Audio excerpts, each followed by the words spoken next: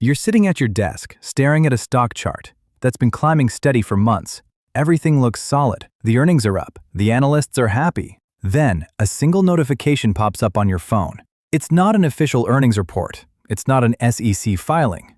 It's a tweet. 8 words from Elon Musk. Tesla stock price is too high, IMO. Within minutes, absolute chaos erupts. $14 billion in value completely vaporized into thin air. No new data, no economic crisis, just a post. How did we reach a point where one person's social media feed can override the entire global financial system? For over a century, Wall Street ran on a simple, comforting rule. A company's value was tied to reality. Revenue, profit margins, debt ratios, the hard numbers compiled by armies of analysts. If you wanted to move a stock, you had to change the math.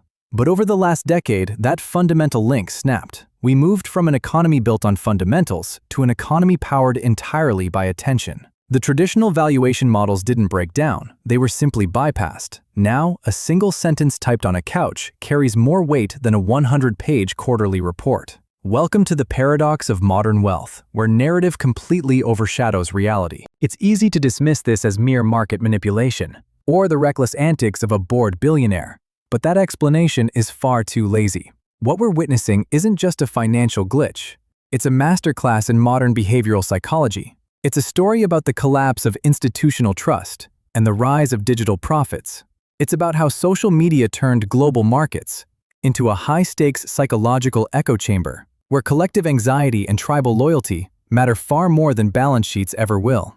To understand why a tweet moves billions, we don't need to study economics. We need to study human nature. In traditional finance, corporate CEOs are distant figures in tailored suits. They speak in PR jargon, filtered through corporate lawyers. Elon Musk completely shattered that mold. He posts memes at 2 a.m. He replies directly to random accounts. He acts like an unfiltered internet user, not a CEO. This creates a powerful psychological illusion known as a parasocial relationship. Millions of followers feel an authentic, one-sided intimacy. They feel like they know him. They feel like he's letting them in on an inside joke. And when you feel personally connected to someone, you stop evaluating their words as market commentary. You process them as advice from a friend. To understand why people trust a billionaire's tweet, you have to look at what they stopped trusting. For decades, retail investors relied on traditional institutions, Wall Street banks, legacy financial media, regulatory bodies. But after financial crises, insider scandals, and rigged games, that systemic trust completely dissolved. People realized the system wasn't built for them, so they traded institutional authority for charismatic personal authority. Musk positioned himself as an outsider fighting the establishment, a rebellious force operating outside corporate protocol. When formal channels lose their credibility, the crowd doesn't stop looking for a leader. They just swap out the suit for a feed. It isn't just about his personality or memes. It's about the grand narrative he sells. Musk doesn't just pitch cars or solar panels. He pitches the survival of the human species, colonizing Mars, neural chips, sustainable energy. He framed himself as a vision-driven savior, someone single-handedly dragging humanity into the future. This converts financial speculation into existential purpose. Buying Tesla stock isn't just an investment, it's a vote for the future. When a prophet speaks about the market, followers don't hear market analysis, they hear gospel. When information becomes noise, human psychology defaults to a survival instinct, herd mentality. Psychologist Solomon Asch famously proved this back in the 1950s. When faced with uncertainty, individuals will override their own senses just to conform with the majority. In financial markets, this trigger is called social proof. When you don't know what a stock is worth, you look at what everyone else is doing. And when millions of eyes are fixed on a single figure, that single figure becomes the herd's ultimate compass. If the compass spins left, everyone runs left. Not because left is right, but because safety feels like staying in the pack. Before a human brain can even parse a tweet, the algorithms have already made their move.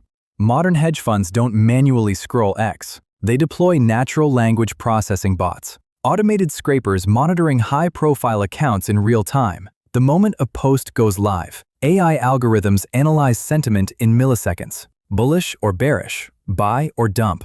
Before you can open your app, high-frequency trading systems execute thousands of orders, creating massive, instantaneous price spikes or crushing market capitalizations in a heartbeat. The algorithms don't care about truth, they only care about velocity. After the algorithms fire, the second wave hits.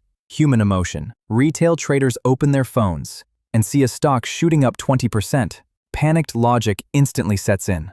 They don't know why it's moving, they just know everyone else is getting rich without them. This is the FOMO cascade. Fear of missing out overrides financial caution. Thousands of buyers jump in at the exact same time, fueling an artificial upward spiral. The crowd creates the very reality that they were afraid of missing. To understand how a tweet creates a rally, you have to look at how trading changed.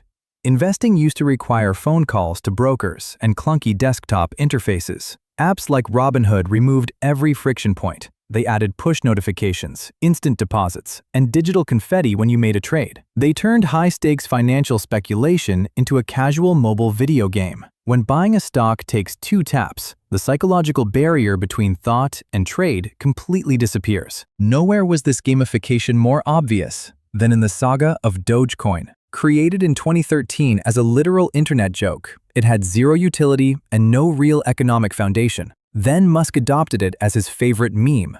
A single tweet calling it the people's crypto sent its market cap surging into the tens of billions. It was pure mimetic momentum. People weren't investing in code or earnings. They were investing in the viral absurdity of the story. In this new financial landscape, assets are no longer just tools for wealth, they are badges of belonging. When you buy a stock or crypto token after a tweet, you aren't just placing a speculative bet. You are joining a digital tribe, complete with its own slang, memes, and shared mythology. Terms like HODL, diamond hands, and to the moon aren't just internet jokes. They're loyalty oaths. Holding through a 90% crash becomes a heroic test of faith. The asset gives you a community, and in an increasingly isolated digital age, belonging is often worth far more than profit. The final layer of this machinery is irony. Musk operates in a posture of permanent post-irony. Is he making a serious market prediction, or is he just shitposting at 2 in the morning? The ambiguity is entirely deliberate.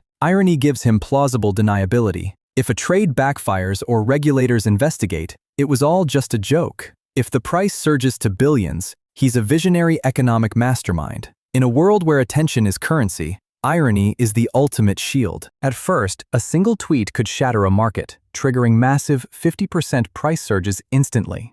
But markets, like biological systems, eventually build an immunity.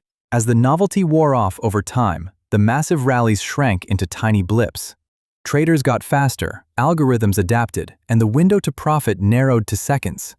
The feedback loop was breaking down. Behind the viral memes and green charts lies a far more somber reality. For every early insider who cashed out millions, a retail investor bought the absolute top. Life savings evaporated in hours, chasing the promise of easy wealth. When the hype cleared, the memes weren't funny anymore. Wealth wasn't created out of thin air. It was simply redistributed, from the hopeful crowd to the quiet few. It's easy to blame Elon Musk for this chaos, but that misses the deeper truth. Musk isn't the root cause of market volatility. He is a symptom of our hyper-connected world. In an era where traditional institutions feel broken and financial systems feel impossibly complex, society desperate seeks figures of authority. We project our hopes onto charismatic figures, hoping a single tweet can grant us financial freedom.